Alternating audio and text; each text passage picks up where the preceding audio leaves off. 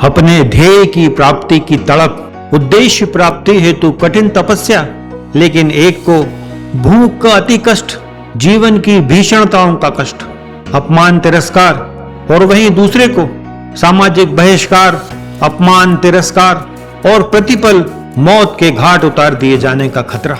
लेकिन सिद्धि उसी को मिलती है जो इन विषमताओं पर विजय प्राप्त करता है। सीताराम सीताराम। मित्रों नमस्कार, हमारा नाम है हर्ष तिवारी और आध्यात्म जगत के इस चैनल रामायण बाय हर्ष तिवारी में हम आप सभी का बहुत बहुत स्वागत करते हैं। और आज की चर्चा का जो विषय है बड़ा विशेष है। आज हम इस वीडियो के माध्यम से दो संतों की चर्चा करेंगे। एक संत जो हैं वो भगवा वेशधारी है, वो पीत वस्त्र पहनते हैं, लेकिन दूसरे संत जो हैं वो बहुत विशेष हैं। वे सूट बूट में काले वस्त्रों में पाए जाते हैं, लेकिन उन काले वस्त्रों में, काले सफेद वस्त्रों में भी वे बड़े से बड़े संत से भी कहीं कम नहीं आके जा सकते। तो ऐसे दो संतों की आज चर्चा होगी। हाँ, यहाँ कोई तुलना नहीं होने वाली है कि एक संत की दूसरे संत से कोई तुलना नहीं होती है, लेकिन उनके जीवन की घटनाओं की चर्चा अवश्य होगी। एक संत हैं परम आदरणीय श्री प्रेमानंद जी महाराज, जिन्होंने सनातन जगत में इस समय धूम मचा कर रखी है। उनकी भक्ति की शक्ति ने उन करोड़ों लोगों के जीवन में सनातन धर्म को पुनर्स्थापित किया, जिनकी आस्था सनातन में कुछ कम होती जा रही थी, और सनातन समाज के एक बहुत बड़े वर्ग को भक्ति के रंग में रंगने का काम किया और इस कलयुग में सतयुग के दर्शन कराए। आज हम लोग देखते हैं कि जहां चारित्रिक ह्रास हो रहा है, चारित्रिक पतन देखा जा रहा है समाज में, तो ऐसे समय में प्रेमानंद जी ने आकर अपने स्वयं के जीवन के उदाहरणों से इस धरा को पावन कर दिया है। अपना स्वयं का उदाहरण लोगों के सामने रखा है, अपनी तपश्चर्या का, अपने उस सादगी भरे जीवन का, त्यागपूर्ण जीवन का उदाहरण रखा है। तो पूरे सनातन समाज में एक खलबली मचा कर रख दी है श्री प्रेमानंद जी महाराज ने। तो एक तो इनकी चर्चा करना है, और दूसरे संत जो हैं, जो संत वेश में नहीं है, वे भगवाधारी नहीं है, ना श्वेत वस्त्रधारी है, ना पीत वस्त्रधारी है, वो तो श्वेत श्याम ब्लैक एंड व्हाइट कपड़ों को धारण करते हैं। वो एक वकील हैं। तो क्या कोई वकील भी कभी संत हो सकता है? संत तो कर्मों से होते हैं, कपड़ों से नहीं होते हैं। प्रेमानंद जी ने स्वयं कहा है, जो हमारा वीडियो है, जैसा कि हमने अपने पिछले वीडियो में बताया है कि हमारे जीवन को सौभाग्य प्राप्त हुआ कि हमें प्रेमानंद जी महाराज से भेंट करने का अवसर मिला, एकांतिक वार्ता का अवसर मिला। तो जो प्रश्नोत्तर हुआ हमारा प्रेमानंद जी महाराज से, तो उस वार्ता में किसी संत के वस्त्रों पर भी बड़ी लंबी चर्चा है कि एक संत को कैसे पहचाना जा सकता है। तो प्रेमानंद जी महाराज ने स्वयं कहा है कि बाह्य वस्त्रों से किसी व्यक्ति को नहीं पहचाना जा सकता कि वो संत है या असंत है, वो संत है या सामान्य व्यक्ति है, वो संत है या उसके अंदर कोई राक्षस बैठा हुआ है। क्योंकि भगवाधारी व्यक्ति भी एक राक्षस हो सकता है, और एक पैंट शर्ट धारी व्यक्ति भी, कोट सूट पैंट पहनने वाला व्यक्ति भी संत हो सकता है। इस वीडियो में प्रेमानंद जी महाराज ने कालनेमी जैसे राक्षस का वर्णन भी किया है कि जहां स्वयं हनुमान जी ज्ञानी नाम अग्रगण्य धोखा खा गए। इस वीडियो की लिंक हम देंगे। हमारा जो प्रेमानंद जी महाराज से एकांतिक वार्तालाप हुआ है, उसका वीडियो भी हम यहां देंगे नीचे लिंक में। और जो हमने इसके पहले वीडियो बनाया है, हमें जो अनुभव हुआ, दिव्य अनुभव हुआ प्रेमानंद जी महाराज से मिलने के समय और मिलने के पहले और मिलने के बाद, वो सब हमने पूरा बताया है, एक वीडियो बनाकर पूरा वृतांत दिया है। तो उसकी लिंक भी हम नीचे दे रहे हैं, तो उस वीडियो को भी आप लोग देख सकते हैं। और जहां इस वीडियो के माध्यम से हम जिन दूसरे संत की चर्चा करने वाले हैं, वो एक बहुत बड़े वकील हैं। वे उत्तर प्रदेश उच्च न्यायालय और माननीय उच्चतम न्यायालय यानी हाई कोर्ट उत्तर प्रदेश और सुप्रीम कोर्ट ऑफ इंडिया, वो दोनों के वकील हैं। उन्होंने ऐसा काम किया है कि जिसकी प्रशंसा तो हो ही नहीं सकती। यदि उनकी प्रशंसा करने का प्रयास किया जाएगा तो वो सूरज को दीपक दिखाने जैसा होगा। उस कार्य की आप प्रशंसा नहीं कर सकते। और वो नाम है एक ज्योतिर्लिमान नक्षत्र, इस आकाश गंगा के चमकते हुए सितारे, सनातन धर्म के रक्षकों में से एक श्री हरिशंकर जैन जी महाराज। श्री हरिशंकर जैन जी महाराज निकल गए हमारे मुंह से। वे एडवोकेट श्री हरिशंकर जैन जी हैं। वे लखनऊ में निवास करते हैं, लेकिन उनका जीवन जितनी त्याग, तपस्या, कठिनाइयों से भरा है, उसकी तो कोई चर्चा ही नहीं की जा सकती। तो इन दो संतों की हम आज चर्चा करने वाले हैं, एक श्री प्रेमानंद जी महाराज की और दूसरी एडवोकेट श्री हरिशंकर जैन की। ये बात बहुत से लोगों को पता है कि प्रेमानंद जी महाराज तपस्या करने के लिए 13 वर्ष की अवस्था में अपने घर से निकल गए थे। उन्होंने बताया है अनेक वीडियोस में कि क्या हुआ, कैसे उन्होंने अपने घर को छोड़ दिया, ये बताया उन्होंने। लेकिन अब चूंकि वीडियो है तो यहां बताना होगा फिर से कि 13 वर्ष के जब वो थे श्री प्रेमानंद जी महाराज, तो जब वो अपनी मां को देखते थे तो उनके मन में आता था कि मैं इस मां को इतना प्यार करता हूं, लेकिन ये एक दिन मर जाएगी, ये मरेगी एक दिन। जब मैं पिता को देखता हूं, वो ऐसा कह रहे हैं कि जब मैं अपने पिता को देखता था तो मुझे लगता था ये भी मरेंगे एक दिन। ये सारा संसार नश्वर है, मुझे ऐसे रास्ते पर जाना है जहां व्यक्ति अमृत्यु को प्राप्त हो जाता है, जहां मृत्यु का भय समाप्त हो जाता है। तो उस मृत्यु के भय को जीतने के लिए वे घर से निकल गए थे परमात्मा की खोज में। 13 वर्ष की अवस्था में श्री प्रेमानंद जी महाराज ने घर छोड़ा और वे तपस्या करने हेतु निकल गए। पल पल पर ईश्वरी सत्ता ने उनका सहयोग किया। अनेक संकट आए। उन्होंने बताया है अपने वीडियोस में कि कैसे भूख से तड़प कर, एक बार तो उन्होंने गंगा जी के किनारे बैठे थे तो गंगा जी के किनारे की रेत ही खा ली और ऊपर से गंगा जल पी लिया। इतनी भूख की तड़प, घोर अपमान सहा है प्रेमानंद जी महाराज ने। आज तो वे पूजे जा रहे हैं, उनने ब्रह्म पद को प्राप्त कर लिया है, तो पूजना तो स्वाभाविक ही है, नेचुरल है कि उस ब्रह्म स्थिति को प्राप्त करने के बाद तो पूजा जाएगा। लेकिन इस अवस्था तक आने में उनको जो कठिनाइयों का सामना करना पड़ा है, जो अपमान तिरस्कार सहना पड़ा है, वो भी बड़ा पीड़ादायी है उनके लिए भी और हम सब लोगों के लिए भी। कई कई दिनों उन्हें भोजन नहीं मिलता था। वे बताते हैं कि कभी थोड़ा सा सत्तू मिल गया, कभी 2 बर्फी मिल गई, कभी पराठे मिल गए 1-2, ऐसे 2-3 दिन कट गए। कभी थोड़ा सा गुड़ दे गया कोई, क्योंकि वे किसी से मांगते नहीं थे। जो अपने आप आ जाता था आकाश वृत्ति से, उसको वे स्वीकार करते थे, उसी को वे सेवन कर लेते थे, नहीं तो फिर भूखे ही रहते थे। अनेक बार उनको आश्रमों से निकाला गया, बहुत अपमान सहा उन्होंने। घर परिवार तो बहुत पहले ही छोड़ दिया था। फिर बाद में उनको किडनी का रोग हो गया। पोलसिस्ट किडनी का रोग होने से दोनों किडनियां फेल हो गई। तो वो एक अपार कष्ट अलग जीवन में आ गया, लेकिन उन्होंने हिम्मत नहीं हारी और वे परमात्मा प्राप्ति के रास्ते पर आगे बढ़ते रहे। और जब तक उनका हाथ श्री जी ने, साक्षात श्री जी ने पकड़ नहीं लिया, तब तक वे लड़ते रहे अपने आप से, अपने स्वास्थ्य से, और एक दिन विजय प्राप्त की। उनकी त्याग भरी तो अनेक कथाएं हैं, घंटों बीत सकते हैं प्रेमानंद जी महाराज की तपस्या पर चर्चा करते करते कि कैसे उन्होंने अपनी कमजोरियों को जीता, कैसे आज वो पूज्य बने हैं। तो उसके पीछे कितनी कठिनाइयों की लंबी यात्रा है, उन्होंने सब बताया है। लेकिन आज जिस संत की चर्चा करना है, उनका जीवन भी कोई सरल नहीं रहा है। जैसा कि हमने बताया कि 13 वर्ष की अवस्था में श्री प्रेमानंद जी महाराज अपने घर परिवार को त्याग कर चले आए तपस्या करने के लिए। कभी वो काशी में रहे, बनारस में, कभी अन्य स्थानों पर, गंगा तट पर रहे। आकाश के नीचे सोते थे, ठंड लगती थी तो ओढ़ने के लिए कुछ नहीं होता था, तो ठंड में ही पड़े रहते थे रात भर गंगा जी के घाटों पर। बड़ा कठिन जीवन, बहुत कठिन जीवन। लेकिन जो जीवन एडवोकेट श्री हरिशंकर जैन जी का है, वो भी बड़ा कठिन है। उनकी जो वेशभूषा है वो जरूर ब्लैक एंड व्हाइट है कि वो एक वकील के वस्त्र धारण करते हैं, वो एक वकील हैं, लेकिन उनका जीवन किसी संत से कम नहीं है। जैन शब्द का शाब्दिक अर्थ क्या होता है? जैन शब्द का अर्थ है कि ऐसा व्यक्ति जिसने अपनी इंद्रियों को जीत लिया हो। जिनेंद्री कहा जाता है कि ये लोग, जैन लोग कहते हैं जय जिनेंद्र।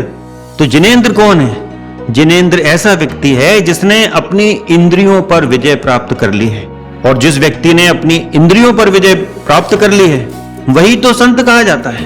सारे संत महात्मा क्या करते हैं? इतनी तपस्याएं क्यों की जाती हैं? केवल इंद्रियों पर विजय प्राप्त करने के लिए ये सारी तपस्याएं की जाती हैं। तो हो सकता है कि परमात्मा ने विशेष रूप से इस कार्य के लिए, सनातन की जागृति के लिए, इस विशेष काम के लिए श्री हरिशंकर जैन जी को विशेष रूप से चुना।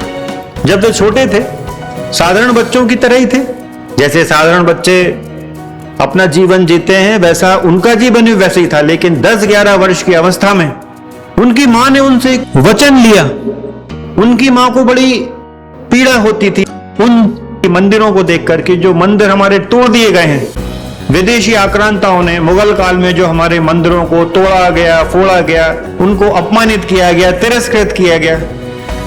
हमारे बहुत सारे कीमती मंदिर तोड़ फोड़ कर मिट्टी में मिला दिए गए। उन पर दूसरे धर्म के विधर्मियों ने अपने ढांचे बना लिए, अपनी मस्जिदें तान दी। उनकी मां ने एक वचन लिया, बेटा तुम बड़े होकर ये जो हमारे साथ अन्याय हुआ है, हमारे जो धार्मिक स्थल तोड़ फोड़ दिए गए हैं, तुम इनको वापस लाने का काम करोगे। इन मंदिरों को तोड़ दिया गया, हमसे छीन लिए गए हैं, इन पर दूसरे धर्मों की इमारतें तान दी गई हैं। तो मुझे तुम वचन दो कि तुम अपनी पूरी जिंदगी लड़ते रहोगे और इन सारे स्थानों को लड़कर फिर से सनातन धर्मियों को वापस दिलाओगे। तुम अपना जीवन हिंदू राष्ट्र को समर्पित करोगे। तो 10-11 वर्ष की अवस्था में अपनी मां को श्री हरिशंकर जैन जी ने वचन दिया कि हाँ मां, मैं वचन देता हूं कि मैं अपनी पूरी जिंदगी सनातन धर्म के लिए ही लगा दूंगा। इन स्थानों को, जिन स्थानों को, इन धार्मिक स्थानों को जिन्हें तोड़ा फोड़ा मरोड़ा गया है, अपमानित किया गया है, फिर से वापस सनातन धर्म में लाने के लिए अपना पूरा जीवन लगा दूंगा। अब बात तो 10-11 साल का बच्चा बहुत छोटा होता है, तो उस समय तो कुछ कर नहीं सकती इतनी छोटी सी आयु में। तो श्री हरिशंकर जैन जी ने प्रतीक्षा की। उन्होंने अपनी पूरी पढ़ाई की। पढ़ाई करने के बाद उन्होंने लॉ किया, LLB की डिग्री ली और उनका फिर शादी विवाह भी हो गया, बच्चे भी हो गए। लेकिन 1986 में जब राम मंदिर का ताला खुला, तब इनको लगा, श्री हरिशंकर जैन जी को, कि अब सही समय आ गया है। मां को जो वचन दिया था, उस वचन के पालन करने का अब सही समय आ गया है। 1986 में राम मंदिर का ताला खोला गया था और एक राम भक्ति की एक वेव, एक लहर पूरे समाज में, सनातन समाज में आ गई थी। एक मौका मिला हरिशंकर जैन जी को। वे तो वकील थे, तो उन्होंने सोचा कि अब कुछ किया जा सकता है इस कार्य के लिए। और ये जो अयोध्या मंदिर के ताला खोलने का जो निर्णय था, 1986 का जो निर्णय था, 1986 में जस्टिस कृष्ण मोहन पांडे जी द्वारा यह निर्णय दिया गया था और उनको भी उसकी सजा भुगतनी पड़ती। मुलायम सिंह यादव की सरकार ने उनके प्रमोशन पर रोक लगा दी थी, वो केवल इस कारण कि उन्होंने राम मंदिर के ताला खोलने का ऑर्डर दिया। ये सीक्रेट नोट मिल गया था जैन साहब को, उन्होंने केस लड़ा, फिर उनका प्रमोशन हुआ।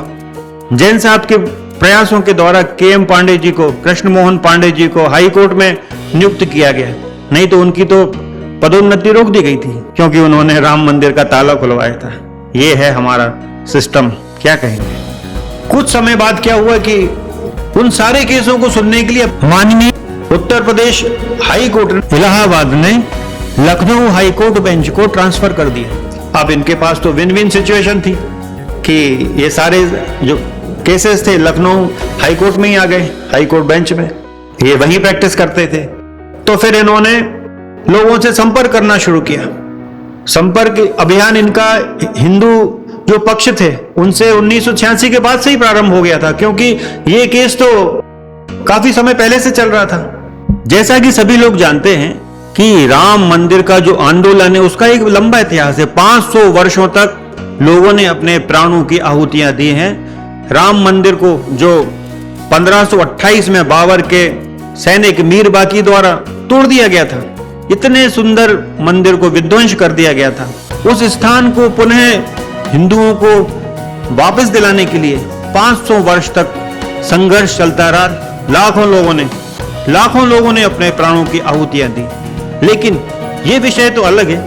लेकिन एक जो मामला है वो कोर्ट में चला है, लंबे अरसे तक चला है।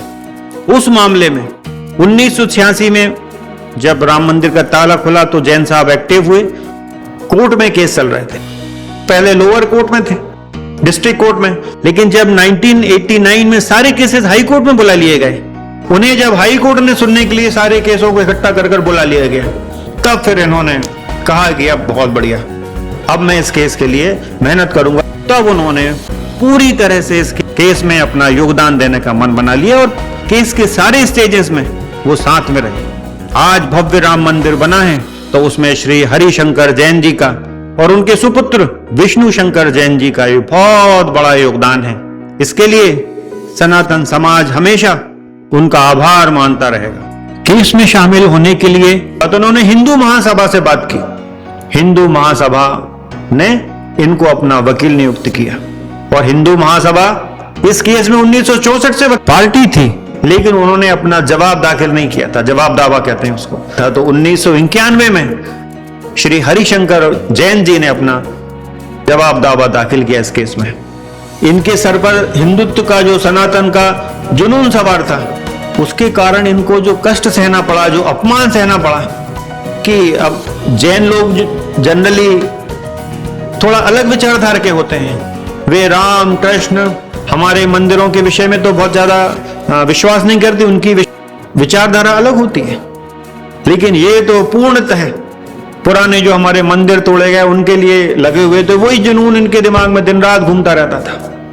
उनकी जो मंदिरों के प्रति जो निष्ठा थी, इसके कारण समाज ने उनके जो रिश्तेदार थे, नातेदार थे, उनका जो समाज था, पूरी तरह उनका बहिष्कार करके रखा था। उनको ना कोई शादी विवाह में बुलाता था, ना किसी पार्टी में, कोई सामाजिक समारोह में कोई उनको बुलाता नहीं था, क्योंकि लोगों को डर लगता था कि ऐसा नहीं हो कि ये हमारे घर में आए और हमारे खिलाफ कोई किसी का अटैक हो जाए, हमारे ऊपर कोई हमला हो जाए, हमको हिट लिस्ट में रख दिया जाए, हमको कहीं गोली मार दी जाए। ऐसा लोग डरते थे और इनका पूरी तरीके से सामाजिक बहिष्कार करके रखा हुआ था। किसी भी प्रकार के सामाजिक अवसर पर इनको अछूत जैसा व्यवहार इनके साथ किया जाता था, बिल्कुल अछूत जैसा बना के रखा था इनको, उस डर के कारण कि यदि इनकी परछाई भी हमारे ऊपर है, हमारे परिवार के ऊपर पड़ गई तो ऐसा नहीं हो हिट लिस्ट में आ जाए, कोई गोली मार दे। और वकील लोग अपमानित करते थे, जजेस लोग तिरस्कार करते थे, अनेक लोग गाली देते थे कि तुम ये क्या हिंदुत्व लगे, मंदिर मंदिर। वकील भी कभी हिंदू मुस्लिम होता है क्या? कोई उनको पागल कहता, कोई सनकी, कोई तिलकधारी, कोई कम्युनल कहता, और न जाने क्या क्या लोग कहते उनके विषय में। उनके बेटे से उनके ही सामने कहते कि अरे बेटा अपने पिता के जैसा मत बनना, ये तो कुछ कर नहीं पाए, तुम्हारी जिंदगी भी ये बर्बाद कर देंगे, तो अपने पिता के जैसे मत बनना। लेकिन इनको तो वही जुनून कि ये राम मंदिर हम लोगों को, हिंदुओं को वापस लेना चाहिए, जितने भी हम लोगों के मंदिर तोड़े गए हैं, कब्जा लिया गया है हम लोगों से, ये सबको वापस लेना है। उन मंदिरों की लिस्ट बड़ी सूची थी उनके पास जिनके लिए वो संघर्ष कर रहे थे।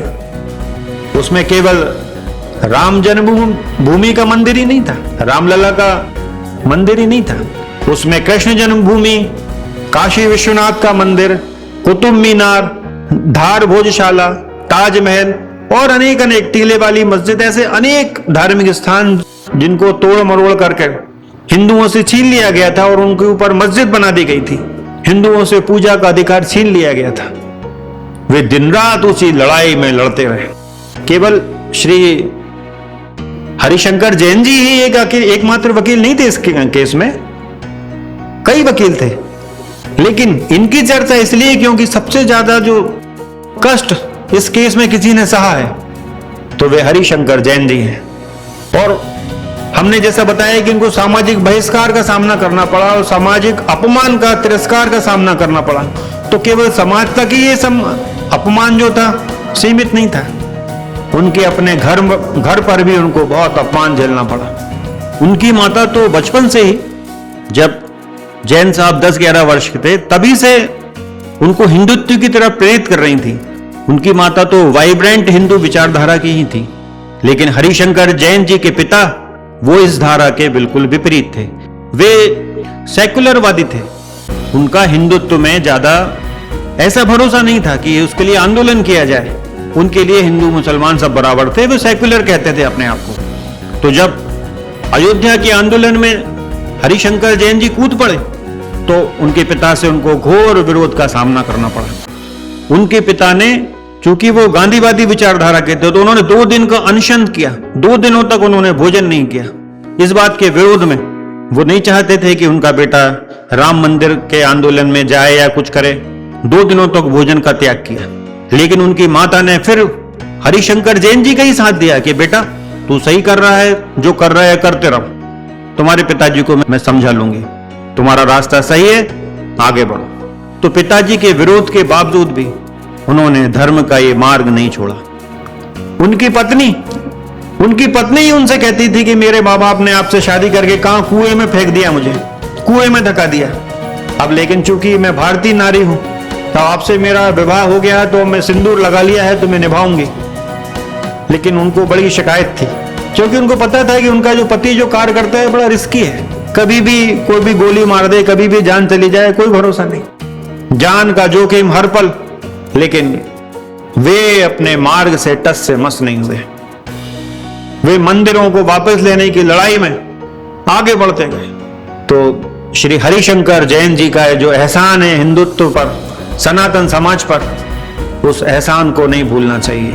उनकी जो त्याग है, तपस्या है, उसकी तो कोई तुलना ही नहीं है। भले ही उनके वस्त्र ब्लैक एंड व्हाइट हैं, एक वकील के वस्त्र हैं, उन्होंने पूरा जीवन वकालत में ही लगाया है, लेकिन उन्होंने अपनी पूरी वकालत का प्रयोग हिंदुत्व के लिए किया है।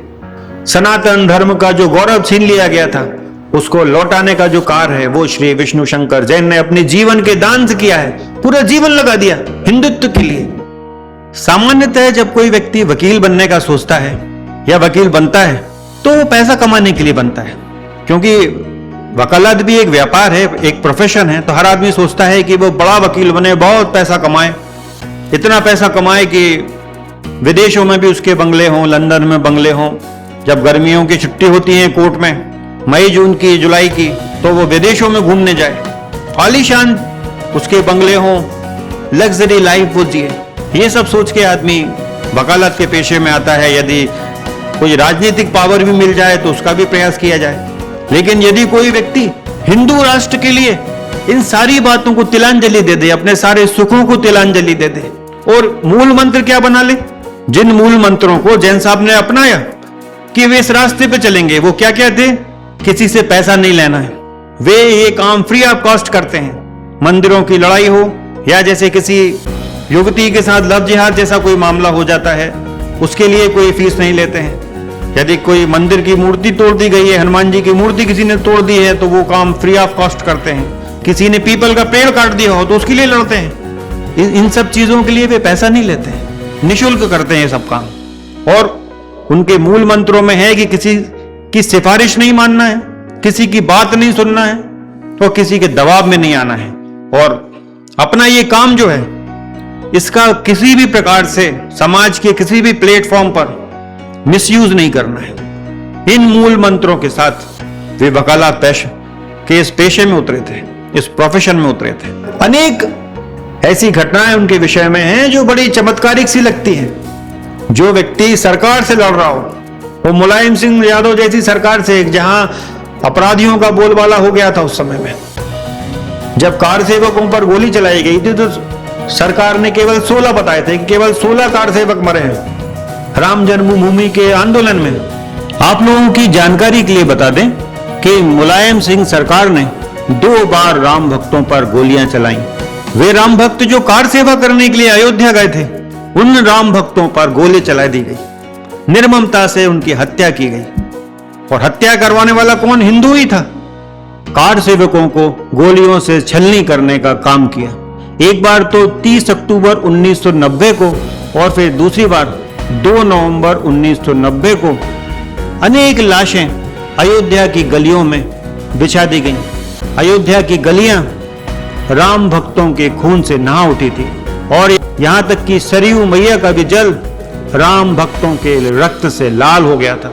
अनेक लाशों को सरयू में फेंक दिया गया था। बड़ा कठिन दौर देखा राम भक्तों ने, और सरकार ने इतनी कम संख्या बताई, जबकि मरने वालों की संख्या तो बहुत अधिक थी। इसके तो वीडियो भी उपलब्ध हैं इस घटना के। उसी समय श्री हरिशंकर जैन जी ने फिर सरकार की खिलाफत करी और उन्होंने सिद्ध किया कि 16 लोग नहीं मरे, 365 लोग मरे हैं। उन्होंने पूरा डॉक्यूमेंट फैक्ट्स के आधार पर सिद्ध किया कि 365 लोग मारे गए हैं। सरकार तो केवल 16 बता रही। तो ऐसा सरकार का बिल्कुल जीना हराम कर दिया था जिस आदमी ने, सनातन धर्म की लड़ाई के लिए जिसने अपना पूरा जीवन दान दे दिया है। ऐसे महान संत श्री हरिशंकर जैन जी को हम बारंबार प्रणाम करते हैं। अब उनका जुनून जो था, एक उदाहरण देते हैं, उससे स्पष्ट होगा कि जब 6 दिसंबर 1992 को जब बाबरी मस्जिद का ढांचा गिरा दिया गया, उस दिन से ही रामलला के दर्शनों पर पाबंदी लगा दी, दर्शन बंद कर दिए गए, क्योंकि वो मस्जिद तोड़ दी गई, ढांचा जो था उसको गिरा दिया कार सेवकों ने। उसी दिन, जिस दिन वो ढांचा गिराया गया 6 दिसंबर 1992 को, उसी दिन उनकी माता भी स्वर्गवासी हो गई। श्री हरिशंकर जैन जी की माता, उसी दिन चलवसी उनका निधन हो गया। तो अब हिंदुओं में 13 दिन का माना जाता है, तो 13 दिन के बाद जब 13वीं हुई उनकी, तो 13वीं के अगले दिन उन्होंने न्यायालय में एक एप्लीकेशन दी कि रामलला भूखे हैं, इतने दिनों से दर्शन बंद हैं, तो दर्शन खुलवाए जाएं और उनके पूजा पाठ की व्यवस्था की जाए, क्योंकि वे भूखे हैं, इतने दिनों से उनको भोग नहीं लगा है, तो उनके भोग लगाने की व्यवस्था की जाए। और भगवान श्री रामचंद्र जो हैं, तो रामलला जो हैं, वे एक संवैधानिक पुरुष हैं, अतः तुरंत उनका दर्शन सबके लिए खोला जाए।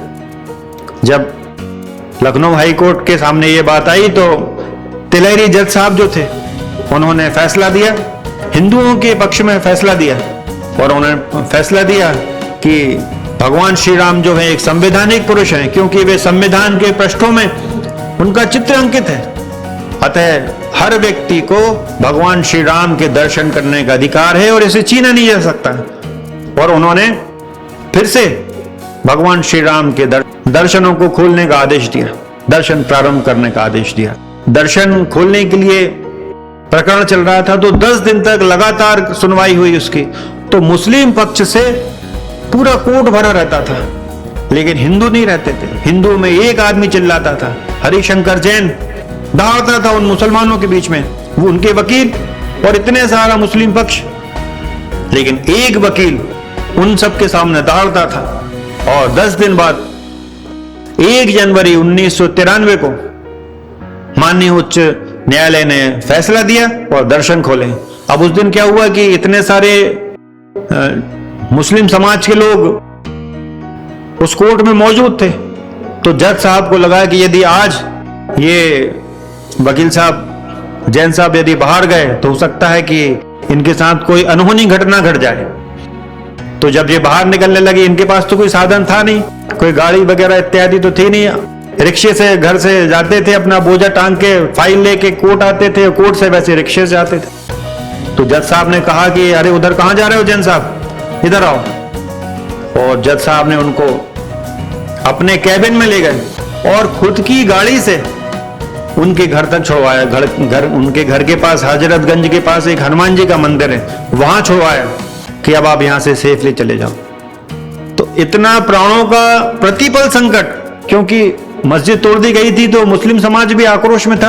अब सब लोग तो एक से नहीं रहते, लेकिन कौन व्यक्ति के किस व्यक्ति के दिमाग में क्या आ जाए। और वो पूरी उम्मीद थी कि आज यदि जैन साहब बाहर जाएंगे तो उनको मार दिया जाएगा, इसलिए जज साहब ने स्वयं उनको उनके घर के पास छोड़ के आए। तो प्रतिपल प्राणों का संकट, बार बार अपमान, तिरस्कार, सामाजिक बहिष्कार, घर में अपमान, लेकिन वो हारे नहीं। दिन रात उस जुनून के लिए, मां को दिए गए उस वचन के लिए कि मैं सनातन धर्म की लड़ाई लड़ूंगा, जो मंदिर हम लोगों से छीन लिए गए हैं उनको वापस लाने के लिए मैं अपनी पूरी जिंदगी दूंगा। तो ऐसे श्री हरिशंकर जैन जी के विषय में हमने आपको कुछ वृतांत सुनाए।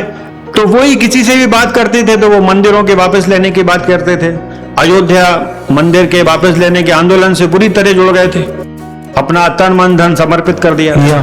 तो उस समय फिर क्या होता था कि उस समय मुलायम सिंह यादव जी की सरकार, जब ये बहुत ज्यादा हिंदुत्व हिंदुत्व सरकार के सारे फैसलों को पलटवाने के लिए कोशिश करते थे। तो फिर सरकार ने सोचा कि इस व्यक्ति को या तो अपने साथ लिया जाए या इसको रास्ते से हटा दिया जाए। ये बात है 1993-94 की, 1993, 1994 की। मुलायम सिंह यादव की गवर्नमेंट उस समय उत्तर प्रदेश में थी। एक दिन रात को क्या हुआ कि ये अकेले थे घर में और इनकी वाइफ और बच्चे सो चुके थे और ये अपने घर में बैठे हुए थे। तभी मुलायम सिंह यादव की सरकार के चीफ सेक्रेटरी एपी सिंह साहब इनके घर में आए।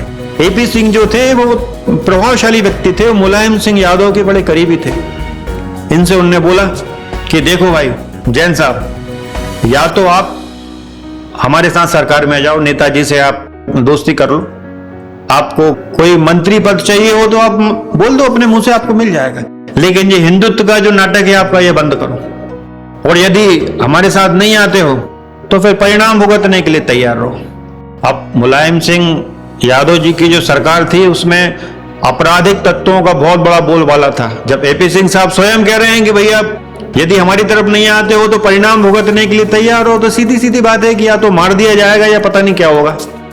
तो जैन साहब थोड़े से ठिठके तो कि क्या करूं, तो उन्होंने उनसे कहा कि आप एक मिनट रुकिए, मैं अंदर से आता हूं। तो वे अंदर अपने घर में गए और उनका जो मंदिर था, मंदिर में उन्होंने भगवान से प्रार्थना करी कि भगवान आप ही मुझे कुछ सद्बुद्धि दो। अब ये कह रहा है कि ये रास्ता छोड़ दो हिंदुत्व का, सनातन का, मंदिरों के लिए लड़ने का, और हमारे साथ आ जाओ। तो मैं क्या करूं?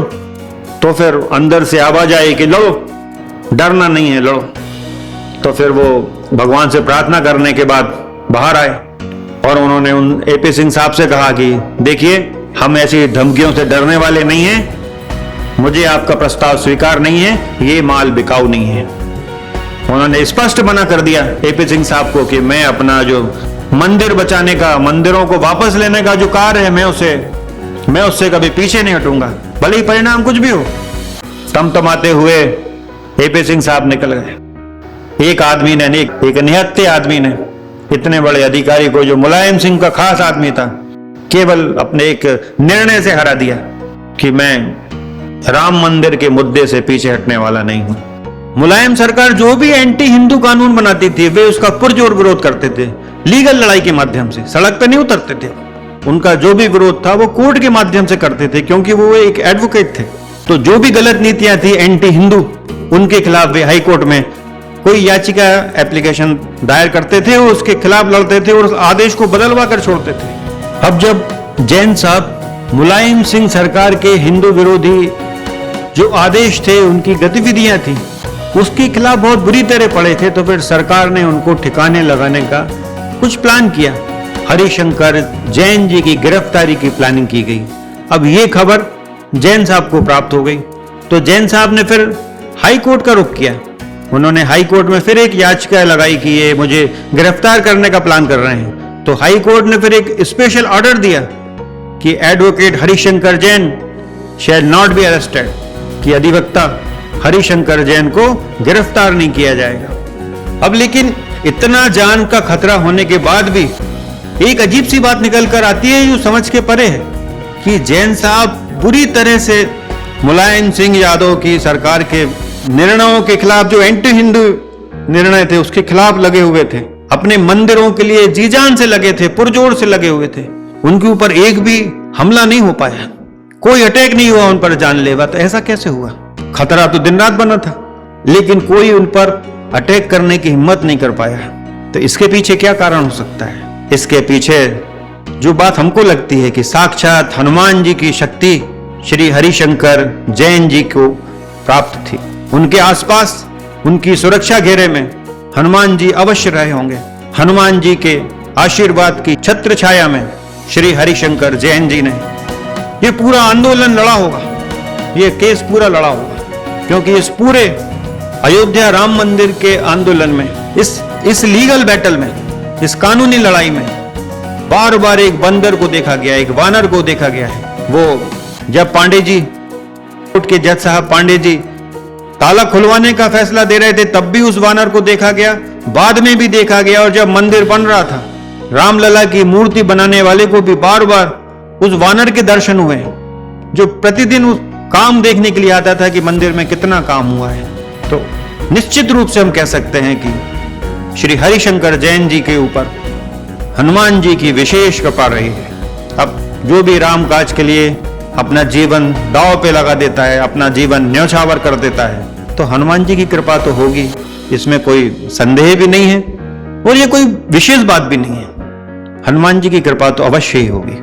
अब मुलायम सिंह सरकार के जमाने में गुंडागर्दी का हाल तो ये था कि गेस्ट हाउस कांड, अधिकांश लोगों को पता है कि कैसे मायावती जी को बड़ी मुश्किल से सुरक्षित निकाल पाए थे भारतीय जनता पार्टी के नेतागण। और श्री मुरली मनोहर जोशी पर तो उन गुंडों ने अटैक कर दिया था, उसका टीवी पर प्रसारण आया था, हमने देखा था कि कैसे श्री मुरली मनोहर जोशी को उनके जो बॉडीगार्ड्स थे, वो स्टैन गनधारी, वो उनको बचा के ले जाते हैं। जब ट्रक में से गुंडे कूद कूद के हथियार लेकर उन पर अटैक करने के लिए आ रहे थे, तो कैसे उनको चारों तरफ से सेना के जवानों ने घेर लिया था मुरली मनोहर जोशी जी को। तो जब ऐसी सरकार में जहां बड़े बड़े नेता लोग सुरक्षित नहीं है, तो एक छोटा सा वकील कैसे सुरक्षित होता है? तो ये तो साक्षात हनुमान जी की कृपा थी कि जिन्होंने इस पूरे आंदोलन को चलवाया और विजय दिलवाई। तो अब तो बोलना पड़ेगा मित्रों, जय जय श्री सीताराम, बजरंगबली हनुमान की जय। लेकिन कितने आश्चर्य की बात है कि जान का खतरा किसको है? भारत देश जो प्रारंभ से ही सनातनियों का अपना घर, अपना राष्ट्र रहा है, वहां एक वकील जिसका नाम था राजीव धवन, सुप्रीम कोर्ट के 5 जजेस के सामने राम मंदिर का नक्शा फाड़ देता है, फाड़ के फेंक देता है। भरी अदालत में हिंदुओं को तालिबानी कहता है कि हिंदू तो तालिबानी होते हैं, वो पूर्णतः सुरक्षित है। और एक व्यक्ति जो सनातन धर्म के लिए लड़ रहा है, राम मंदिर के लिए लड़ रहा है, अयोध्या धाम के लिए लड़ रहा है, कृष्ण जन्मभूमि के लिए लड़ रहा है, काशी विश्वनाथ के लिए लड़ रहा है, जान का खतरा उसको है। आश्चर्य की बात है ये तो। अब ये सब तो हम हिंदुओं के अति सहिष्णु होने के कारण ही हुआ है। अब इस प्रकार इस वीडियो में हमने प्रेमानंद जी का उदाहरण लिया, उनकी त्याग और तपस्या की चर्चा की, और एक तरफ श्री हरिशंकर जैन जी की त्याग और तपस्या की, उनके बलिदानों की आज चर्चा करी। दोनों के जीवन की कोई तुलना नहीं है, दो संतों के जीवन की कभी तुलना नहीं होती, ना उनके कार्य की तुलना हो सकती है, ना उनकी सिद्धियों की तुलना हो सकती है। लेकिन जैसा कि आज प्रेमानंद जी महाराज के जो त्यागपूर्ण जीवन से, उनकी सिद्धियों से, उनकी जो कठिनाईपूर्ण जीवन रहा है, उनकी जो तपस्या है, आज पूरा समाज, सनातन समाज उसका लाभ उठा रहा है कि उनके एक दर्शन मात्र से आदमी की जिंदगी बदल जाती है, उसके जीवन में आमूल चूल परिवर्तन हो जाता है। ऐसे ही श्री हरिशंकर जैन जी का जो त्यागपूर्ण जीवन रहा है, उन्होंने पूरा जीवन अपना बलिदान दिया है मंदिरों के लिए। आज भव्य राम मंदिर बना है, तो इसमें उनका बहुत बड़ा योगदान है। कभी कृष्ण जन्मभूमि का भव्य मंदिर भी बनेगा, वो असली स्थान पर बनेगा जहां भगवान का जन्म हुआ। काशी विश्वनाथ का मंदिर भी भव्यतम रूप में बनाया जाएगा। कभी कुतुब मीनार, ताजमहल भी हिंदुओं को समर्पित होंगे और उनके विषय में पता लगेगा कि उनकी वास्तविकता क्या है। हम तो इस चैनल पर सामान्यतः भगवान श्री राम और माता जानकी, राम और रामायण से संबंधित वीडियोस बनाकर डालते हैं, या आध्यात्म विषयों पर हम चर्चा करते हैं, कुंडलिनी जागरण इत्यादि। लेकिन जब श्री हरिशंकर जैन जी के त्याग और तपस्या और उनके बलिदान के विषय में हमको जानकारी हुई, तो फिर हमने ये उनके विषय में वीडियो बनाया ताकि लोगों तक ये बात पहुंचे, उनका त्याग, उनका बलिदान लोगों तक पहुंचे। और यदि हम अपने इस चैनल पर श्री हरिशंकर जैन जी को प्रणाम ना करें किसी वीडियो के माध्यम से, तो उसका यही अर्थ होगा कि ये चैनल का काम अधूरा रह गया, क्योंकि उन्होंने तो राम भक्ति में अपना पूरा जीवन लगा दिया, क्योंकि उन्होंने सामान्य वकीलों की तरह रुपया धन कमाने का मार्ग छोड़कर कांटों भरा रास्ता चुना और उस पर चलकर वे सफल भी हुए। तो प्रेमानंद जी महाराज को तो सनातन समाज बहुत अच्छे से जानता है, पहचानता है, लेकिन इतने बड़े संत श्री हरिशंकर जैन जी को यदि लोग ना जान पाए तो ये हमारे सनातन धर्म का दुर्भाग्य ही होगा। तो जन जन तक श्री हरिशंकर जैन जी की ये कथाएं पहुंचाई जाना चाहिए, उनका जो त्याग है, तपस्या है, उनका जो राम मंदिर के प्रति अपना बलिदान है वो पहुंचाया जाना चाहिए। इसलिए हमने इस वीडियो के माध्यम से उनको प्रणाम करने का प्रयास किया है। अधिकांश सनातन धर्मियों को इन टूटे फूटे अपमानित मंदिरों को देखकर कष्ट होता है, लेकिन ऐसे बहुत कम लोग ऐसे होते हैं जो इसके लिए विरोध में खड़े हो जाते हैं। हमारे धर्म को अपमानित करने के लिए सब किया गया है, और अपमान की पराकाष्ठा तो तब हो गई जब कुछ मंदिरों से, जो प्रधान मंदिर रहे हैं भारत के, उनकी मूर्तियों को तोड़वाकर उनको अपमानित करने के लिए जब वहां मस्जिद बनाई गई तो मस्जिद की सीढ़ियों के नीचे उन मूर्तियों को दबा दिया गया ताकि लोग आते जाते समय उन पर पैर रख कर निकले। इस प्रकार से अपमानित हुआ है सनातन धर्म। मंदिर तोड़े गए, हमारे धर्म ग्रंथों में छेड़छाड़ की गई, मिलावटें की गई ताकि हमारे प्रतीकों को छोटा दिखाया जा सके, अपमानित किया जा सके, उनको समाज विरोधी, स्त्री विरोधी, इस प्रकार के बताया जा सके। ऐसे प्रयास किए गए, आपस में सनातनियों को लड़वाने के प्रयास किए गए। तो बहुत से लोग तो सहन करके रह जाते हैं, लेकिन कुछ लोग उसका विरोध करने के लिए खड़े हो जाते हैं। उन्हीं में से एक श्री हरिशंकर जैन जी महाराज, उनके चरणों में बारंबार प्रणाम, और सनातन धर्म सदैव उनके कार्यों हेतु ऋणी रहेगा। हर सनातन धर्मी पर एडवोकेट श्री हरिशंकर जैन जी का ऋण है जो हम कभी उतार नहीं सकते, तो प्रणाम तो कर ही सकते हैं। तो उनको बारंबार प्रणाम किए जाने की आवश्यकता है। मित्रों, यदि आप लोगों में से कोई भी व्यक्ति प्रेमानंद जी के निकट गया होगा, या प्रेमानंद जी आपके आसपास बैठे होंगे या आसपास से निकले होंगे, तो आपको एक दिव्यता का कुछ अनुभव हुआ होगा, आपको अलौकिकता का अनुभव हुआ होगा कि कुछ ऐसा घटा जो कुछ अलग था, दिव्य था, अलौकिक था। अब हम तो स्वयं उनके दर्शन कर कर आए हैं, एकांतिक वार्ता में रहे हैं, तो हमको वो अनुभव हुआ। ऐसा ही अनुभव अनेक लोगों को कई बार श्री हरिशंकर जैन जी की प्रेजेंस में, उनकी उपस्थिति में भी अनुभव हुआ। कई बार उनके भाषणों में एक दिव्यता का अनुभव लोगों को हुआ। जब वे हाई कोर्ट या सुप्रीम कोर्ट में राम मंदिर पर बहस करते थे, तब अनेक लोगों ने कोई अजीब सी दिव्यता का अनुभव किया है। निश्चित ही साक्षात हनुमान जी की उपस्थिति वहां नहीं होगी, इसी कारण उस दिव्यता का अनुभव हुआ। इसी कारण तो उन पर कोई अटैक करने का, हमला करने का कोई साहस नहीं कर सका, क्योंकि वे हनुमान जी की छत्र छाया में थे। तो जाको राके साइया, मार सके ना कोई। और अपने जीवन में ही फिर उनको वो सौभाग्य प्राप्त हुआ कि भव्य राम मंदिर बनता हुआ उन्होंने देखा, रामलला की प्राण प्रतिष्ठा देखी। अब तो पूरा मंदिर कंप्लीट हो गया है, केवल उसका आसपास का एरिया ही बचा है। अब एक लड़ाई तो उनकी सक्सेस हो गई कि भगवान श्री राम का भव्य मंदिर बना। तो इन दोनों संतों को, परम पूज्य प्रेमानंद जी महाराज जी को और परम पूज्य एडवोकेट श्री हरिशंकर जैन जी को हम बारंबार प्रणाम करते हैं और इस वीडियो को विराम देते हैं। किसी अन्य वीडियो में किसी अन्य विषय पर चर्चा होगी, तब तक के लिए अनुमति दें। जय सिया राम, जय जय श्री सीताराम। राम राम राम राम